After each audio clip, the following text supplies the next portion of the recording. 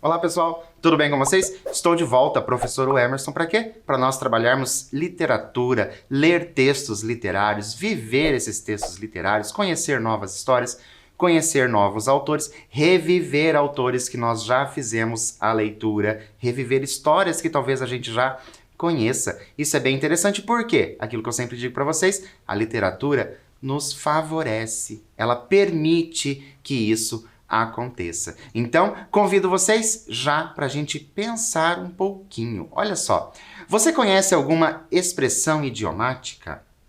Professor, mas espera aí, eu não estou entendendo direito. O que é uma expressão idiomática? Então, para a gente começar a aula, toda vez que a gente começa a aula, vocês já perceberam que a gente começa assim, sempre conversando, ou seja, quebrando o gelo. Olha só, quebrando o gelo é o quê? Uma expressão idiomática. Você conhece alguma dessas expressões idiomáticas? Né? Ali, quebrar um galho, pensem nisso. Vão pensando, vocês conhecem alguma expressão? Se você conhece, qual expressão você conhece? E além disso, você conhece a história de algumas dessas expressões?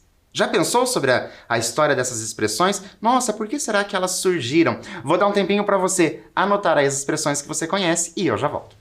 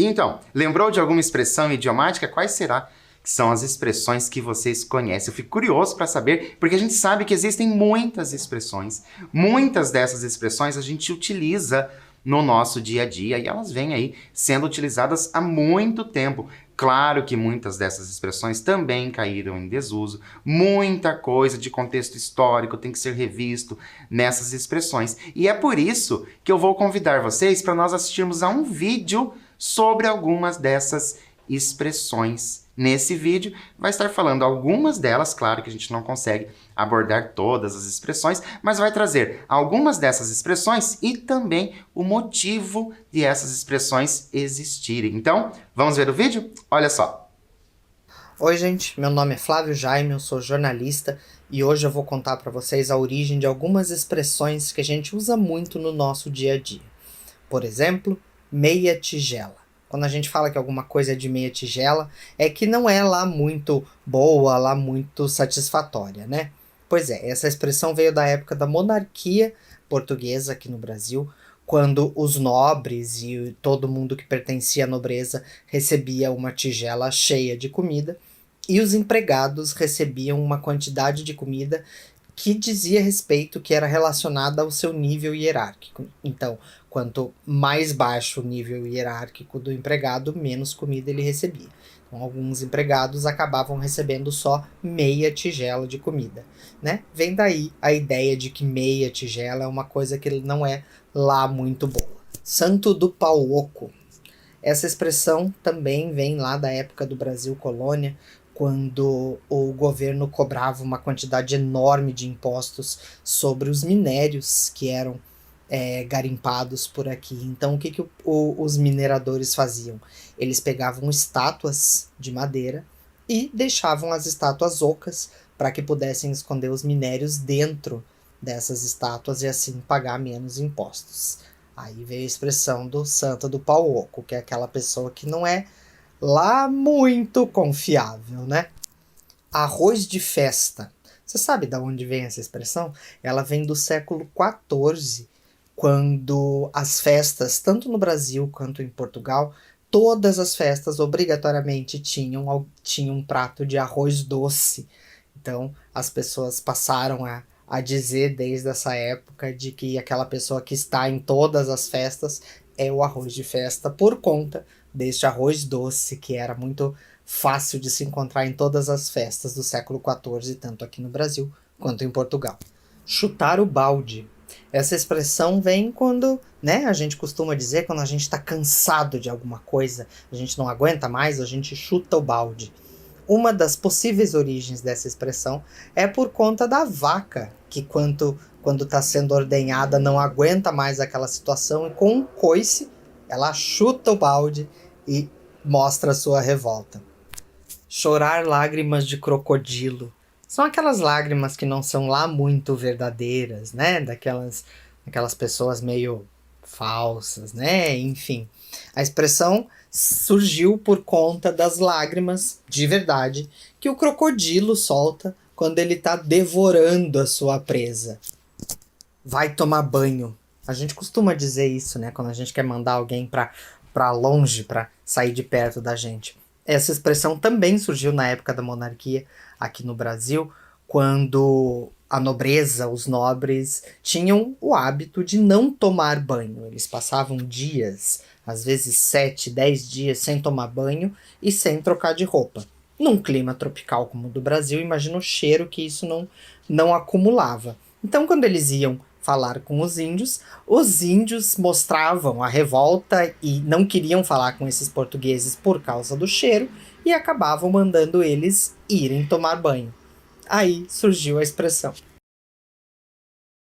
Então, gostaram do vídeo que o jornalista trouxe para nós, contando aí algumas dessas histórias, de algumas dessas expressões que a gente utiliza no dia a dia, e é interessante nós sabermos que existe uma história por trás dessas expressões. Não foi assim, somente é usada. Existe sim um porquê, um motivo daquela expressão começar a ser utilizada. E você reconheceu algumas dessas expressões? Sabia o que essas expressões significavam? E a gente tem sim essas expressões utilizadas aí no nosso dia a dia com toda certeza. Mas mais do que somente as expressões, nós temos também algo bem interessante na nossa língua, que é chamado de provérbios. O que são provérbios? São frases curtas e de fácil memorização. Alguns possuem rimas, olha só, alguns possuem rimas, mas essas rimas não são obrigatórias, tá? Não é regra a rima. Quando um provérbio é repetido por muitas pessoas, ele passa a ser conhecido como ditado popular. Então a gente chama esses provérbios de ditado popular. E eu vou trazer agora para vocês, olha só, falando dos provérbios, tá? Nós não estamos mais falando das expressões idiomáticas. Falando agora dos provérbios. E então agora eu te convido para a gente fazer um desafio. Você consegue descobrir quais são os ditados populares expressos pelos emojis? Então olha só, prestem bem atenção.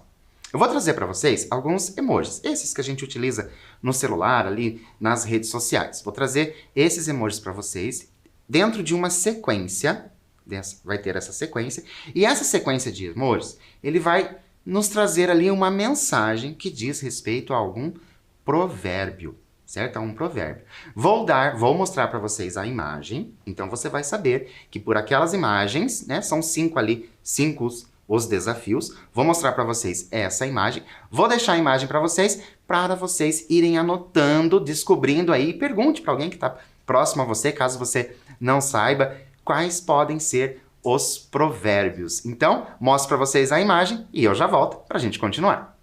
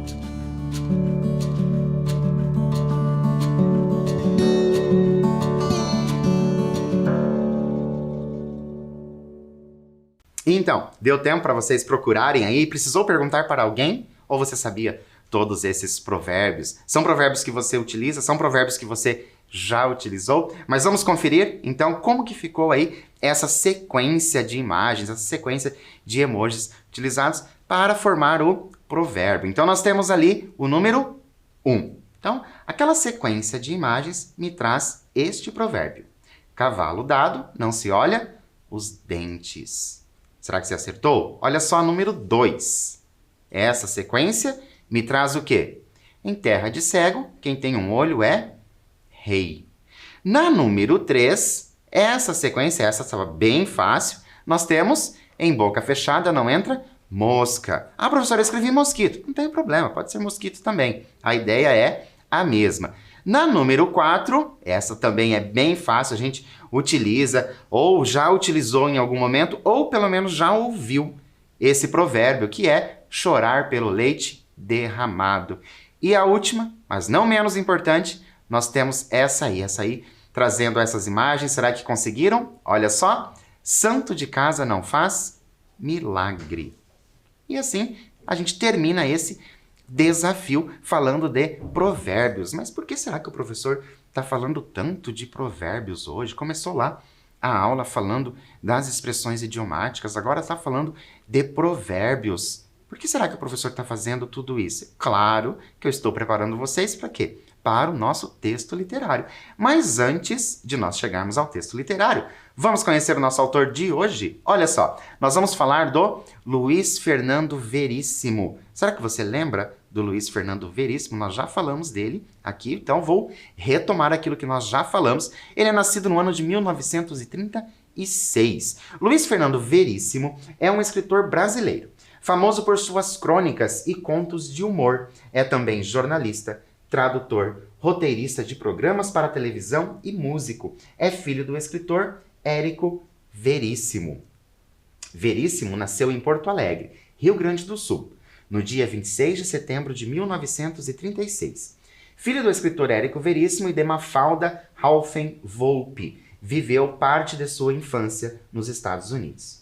Seus primeiros textos foram publicados no final da década de 1960, no jornal Zero Hora, em Porto Alegre. Então, esse nosso escritor de hoje, Luiz Fernando Veríssimo, ele é um escritor muito importante brasileiro, ele é um escritor vivo, e é interessante também que ele é filho de um outro escritor também muito importante para a literatura brasileira, o Érico Veríssimo. Esse nosso escritor de hoje, o Luiz Fernando Veríssimo, talvez você já tenha até assistido alguma coisa que ele escreveu para a TV. Ele tem várias crônicas que foram filmadas para a TV em forma de minissérie, então é bem interessante. As crônicas dele têm, claro, esse traço de humor. Ele vai trazer bastante humor nas crônicas dele. E a crônica dele que eu trago para vocês hoje é chamada de Incidente na Casa do Ferreiro.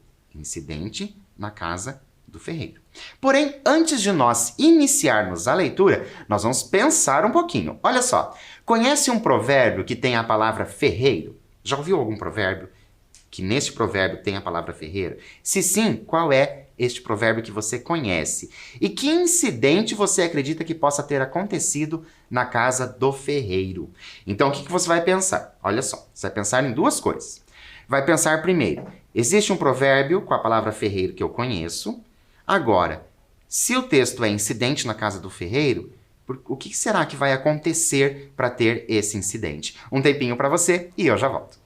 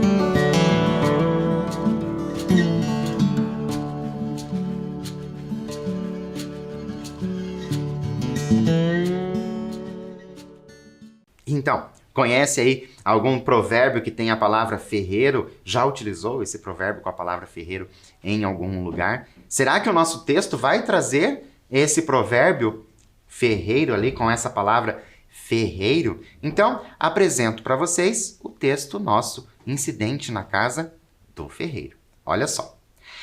Pela janela, vê-se uma floresta com macacos, cada um no seu galho. 2 ou 3 olham o rabo do vizinho, mas a maioria cuida do seu. Há também um estranho moinho, movido por águas passadas. Pelo mato, aparentemente perdido, não tem cachorro. Passa Maomé a caminho da montanha, para evitar um terremoto. Fizemos a leitura da introdução. Então, a gente já fez a leitura da introdução do nosso texto. Já deu para perceber ali que vai trazendo já alguns provérbios que a gente já conhece. Então, se acostumem com essa leitura, porque vai aparecer os provérbios que a gente já conhece. Mas a gente vai reler um trecho para ver se a gente consegue compreender como esses provérbios vão funcionar. Então, olha só. Passa Maomé a caminho da montanha, para evitar um terremoto. Por que Maomé evitaria um terremoto? Se você, olha só, se você é uma das pessoas que conhece esse provérbio, você vai saber por que o Maomé pode ali evitar um terremoto. Mas se você é uma pessoa que não conhece esse provérbio, não se preocupe. Imagine aí, por que será que Maomé evitaria um terremoto? Um tempinho para você e eu já volto.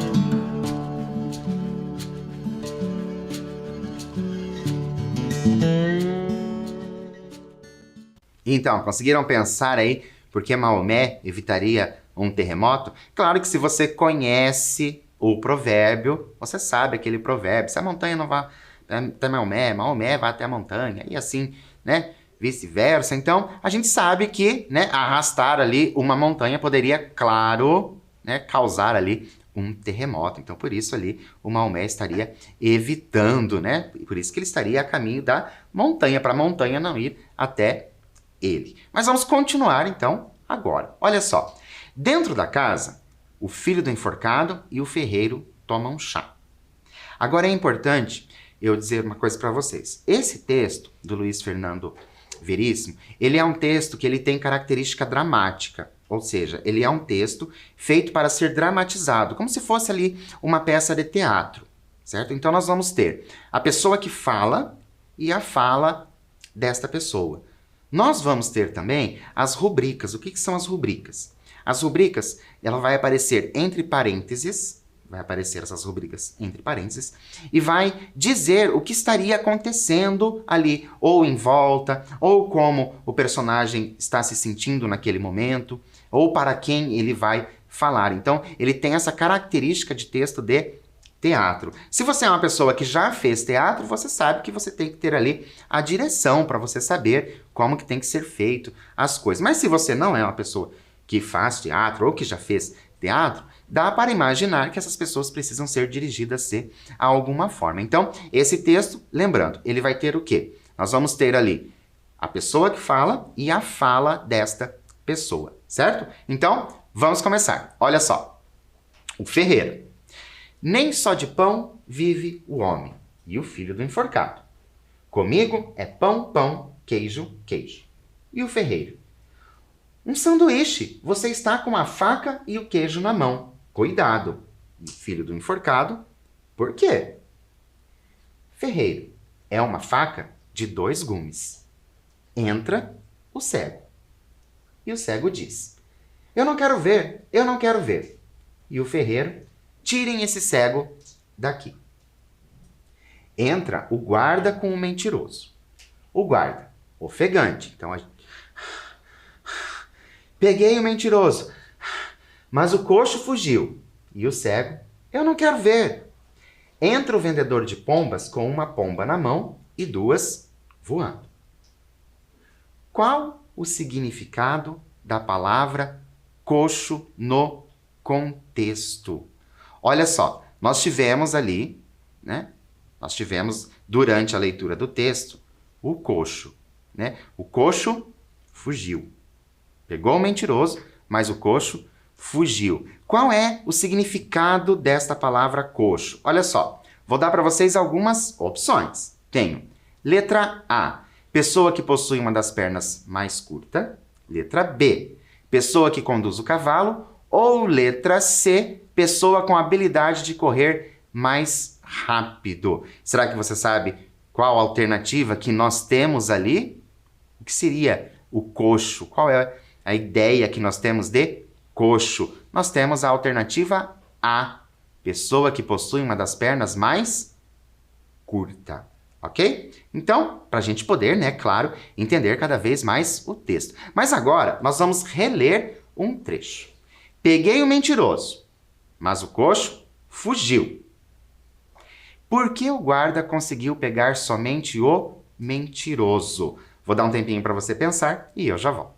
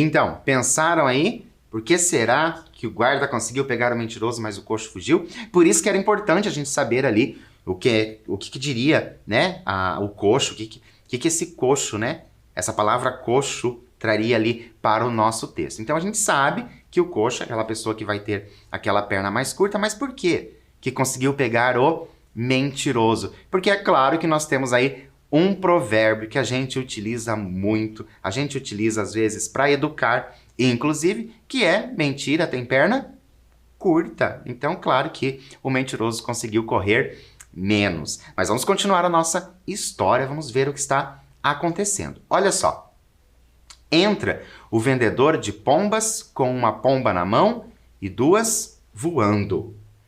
E o filho do enforcado, bem interessado. Quanto cada pomba? E o vendedor de pombas, esta na mão é 50. As 2 voando, eu faço por 60 o par. E o cego, caminhando na direção do vendedor de pombas. Não me mostra que eu não quero ver. O cego se choca com o vendedor de pombas, que larga a pomba que tinha na mão. Agora, são 3 pombas voando sob o telhado de vidro da casa. E o ferreiro, esse cego está cada vez pior. E o guarda, eu vou atrás do coxo. Cuidem do mentiroso, por mim. Amarrem com uma corda. O filho do enforcado, com raiva, Na minha casa, não diria isso. O guarda fica confuso, mas resolve não responder. Sai pela porta e volta em seguida. E o guarda vira-se para o ferreiro. Tem um pobre aí fora que quer falar com você. Algo sobre uma esmola muito grande. Parece desconfiado. E o ferreiro é a história. Quem dá aos pobres, empresta a Deus. Mas acho que exagerei. Entra o pobre. E agora eu faço uma pequena parada para vocês, para a gente relembrar um pouquinho daquilo que nós já lemos. Vocês estão lembrados que lá no início, né, na casa do ferreiro, tinha duas pessoas conversando. E está cada vez mais chegando gente neste lugar ali e entrando nessa história, falando ali com eles e conversando com eles tudo que está acontecendo. E vocês perceberam também que tudo que está acontecendo até agora tem relação com algum provérbio. E entender esses provérbios ali dentro do contexto da história é bem interessante. Por isso que nós iniciamos lá a nossa aula falando dos provérbios. Até agora nós temos várias pessoas conversando lá na casa do ferreiro e a gente precisa saber que será que incidente é esse que vai acontecer. Então, vamos continuar a história. Olha só. O pobre vira-se para o ferreiro. Olha aqui, doutor. Essa esmola que o senhor me deu, o que é que o senhor está querendo? Sei não. Dá para desconfiar. E o ferreiro disse, está bem, deixa a esmola e pega uma pomba. O cego, essa eu nem quero ver. E entra o mercador. E o ferreiro vira-se para o mercador. Foi bom você chegar. Me ajuda a amarrar o mentiroso com uma... Olha para o filho do enforcado. A amarrar o mentiroso. E o mercador, com a mão atrás da orelha, hein? E o cego, eu não quero ver. O mercador, o quê? O pobre, consegui, peguei uma pomba. O cego, não me mostra. O mercador, como? E o pobre, agora é só arranjar um espeto de ferro que eu faço um galeto. E o mercador, hein? O ferreiro, perdendo a paciência, me deem uma corda. O filho do enforcado vai embora furioso. O pobre para o ferreiro. Me arranja um espeto de ferro? E o ferreiro, nesta casa só tem espeto de pau. Uma pedra fura o telhado de vidro, obviamente atirada pelo filho do enforcado, e pega na perna do mentiroso. O mentiroso sai mancando pela porta enquanto as duas pombas voam pelo buraco no telhado. O mentiroso, antes de sair, agora quero ver aquele guarda me pegar. Entra o último, de tapa-olho, pela porta de trás. Ferreiro, como é que você entrou aqui? E o último, arrombei a porta. O ferreiro, vou ter que arranjar uma tranca, de pau. Claro. E o último, vim avisar que já é verão. Vi não uma, mas duas andorinhas voando aí fora. E o mercador, hein? E o ferreiro diz, não era andorinha, era pomba, e das baratas. E o pobre, para o último, ei, você aí de um olho só. O cego, prostrando-se ao chão, por engano, na frente do mercador. Meu rei! O mercador, o quê? Todos se precipitam para a porta, menos o cego, que vai de encontro à parede. Mas o último protesta. O último, parem, eu serei o primeiro. Todos saem com o último na frente. O cego vai atrás. Meu rei, meu rei. E assim termina essa nossa crônica do Luiz Fernando Veríssimo. Vocês perceberam como ele foi trabalhando os provérbios e transformando esses provérbios em uma história? Vocês já haviam pensado algo assim, que era possível escrever uma história somente com provérbios? Sim, é possível escrever uma história somente com provérbios e uma história bem divertida. E a gente percebeu ali que todos eles estavam em uma tremenda confusão. Mas o texto acabou e a nossa aula ainda não. Por isso, eu vou convidar vocês para nós pensarmos um pouquinho. Por qual motivo o último saiu na frente. Lembram? O último é um dos nossos personagens. Por qual motivo ele saiu na frente? Vou dar um tempinho para você e eu já volto.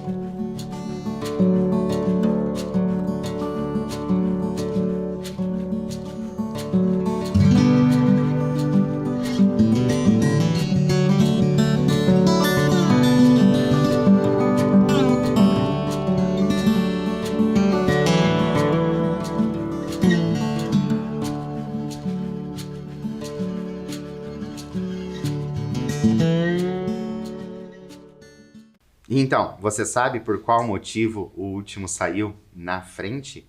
Será que tem alguma coisa a ver com algum provérbio? Por isso, a gente continua refletindo a esse respeito e eu te convido, olha só. Você concorda com o provérbio "os últimos serão os primeiros"? Você já ouviu, possivelmente, esse provérbio, "os últimos serão os primeiros". Você concorda com esse provérbio? Tem alguma história em que o provérbio se concretizou? Ixi, professor, eu acho que eu não estou entendendo. Então, olha só. Nós temos esse provérbio conhecido, que os últimos serão os primeiros. Isso várias pessoas dizem, a gente ouve no dia a dia, às vezes até a gente mesmo acaba dizendo, quando a gente perde alguma coisa, quando a gente não consegue alguma coisa. Só que, você tem alguma história de vida, que aconteceu na sua vida, ou você conhece alguma história em que essa ideia de que os últimos serão os primeiros realmente aconteceu? Essa pessoa que estava lá por último chegou a conseguir alguma coisa lá em primeiro lugar? Vou dar um tempinho para você socializar aí com as pessoas, pensar e escrever, e eu já volto.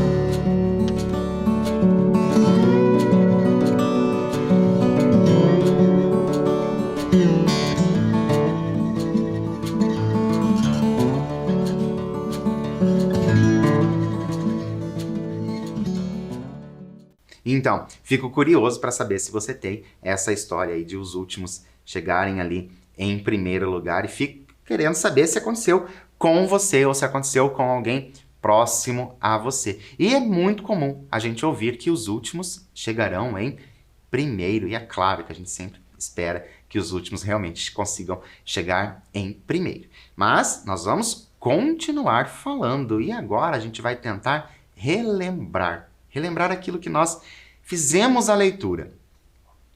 Quantos personagens estiveram na história e quais são esses personagens? Olha só, professor, agora a pergunta ficou muito difícil. Não, não ficou não. Nós vamos lembrar o quê? Nós vamos lembrar que acontecia a história e essa história foi escrita com base em provérbios. Então, é só você ir lembrando os provérbios e aí você vai escrevendo quais são esses que aparecem. Se você não lembrar de todos, não tem problema. Coloque aqueles que você se lembra. Vou dar um tempinho para você e eu já volto.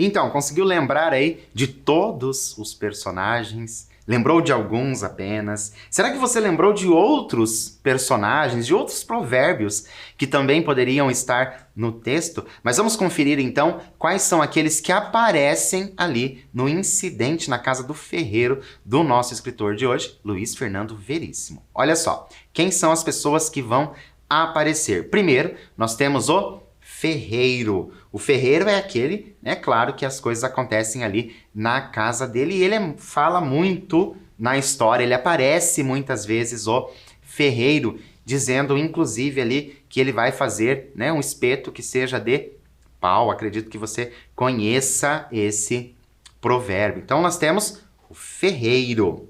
Depois nós temos quem? O filho do enforcado, que são as duas primeiras pessoas que estão conversando. Depois, uma terceira pessoa, o cego. Além do cego, nós vamos ter quem? Nós vamos ter o guarda. Lembram? O guarda atrás do mentiroso. Lembram disso? Então nós temos o guarda. Depois, nós temos o vendedor. Lembra que tinha o vendedor de pombas, né? Ele estava vendendo ali as pombas. Depois nós temos, quem que nós temos? Nós temos o pobre. Aparece o pobre ali desconfiando. O pobre estava desconfiando do quê? Desconfiando da esmola, né? Isso te lembra algum provérbio? Então, continuando, nós temos o mercador. Depois nós temos o mentiroso. Depois, o último. E o último mesmo. Eu não sei, agora chama a atenção de vocês, que eu não sei se vocês perceberam que durante a leitura, esses personagens, eles estavam com cores diferentes. Eles foram aparecendo com cores diferentes. Era para dar o destaque, para nós sabermos, né, para nós sabermos que esses personagens estavam mudando, se alterando. Então ali eu trouxe para vocês nas cores que apareceram durante a leitura. Mas a pergunta também dizia a respeito não só dos personagens, mas quantos personagens tinha. Agora ficou fácil. Será que você conseguiu marcar todos esses que estão aí? Será que você precisou completar? Será que você marcou algum que não tinha? Se você marcou algum que não tinha, não desperdice esse que você marcou não. Deixa aí também, porque poderia ser uma possibilidade de personagem para a história. Então, agora fica fácil, né? Nós vamos só contar. Ferreiro 1, filho do enforcado 2, o cego 3, o guarda 4, o vendedor 5, o pobre 6, o mercador 7, o mentiroso 8, o último 9. Então, claro que nós temos o total de 9 ali personagens que participaram da história. E agora eu vou convidar vocês também para a gente refletir um pouquinho mais e, né, cada vez mais puxando aí de vocês essas histórias dos provérbios. Olha só, gostou da história? Achou interessante essa história? Conhecia todos os provérbios que apareceram? Vocês conheciam todos esses provérbios que apareceram? Não conhecia? As hipóteses que você levantou foram confirmadas? Lembram lá no início, quando a gente falou das hipóteses, o que poderia acontecer na casa do ferreiro? Isso foi confirmado? Mas eu quero chamar a atenção para vocês para aquela. Conhecia todos os provérbios que apareceram? Então essa é uma pergunta que eu estou fazendo para vocês e vocês vão responder sim ou não. Se por um acaso você não conhecia algum provérbio que apareceu, eu gostaria que você anotasse qual é esse provérbio que você não conhece. Você anota aí, né? Ah, professor, mas eu não lembro direito do provérbio que apareceu. Ah, não se preocupe, não tem problema. Você pode fazer como nós fizemos lá no início. Lembra lá no início que eu havia perguntado para vocês assim, conhece algum provérbio que aparece a palavra ferreiro? Lembram disso?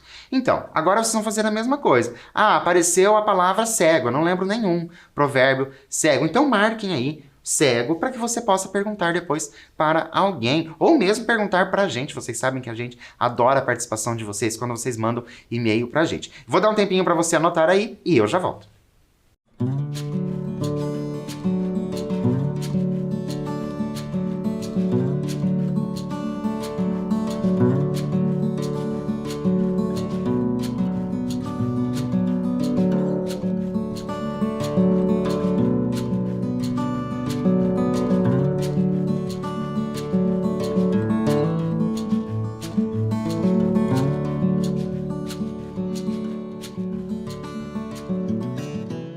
Então, anotou? Espero que você realmente tenha gostado do nosso texto de hoje. Esse texto feito somente com provérbios. Olha só como a criatividade ela é extraordinária. Quanta coisa a gente pode criar dentro da literatura. Infelizmente, por hoje eu fico por aqui, mas é claro que eu te aguardo na nossa próxima aula. Até lá!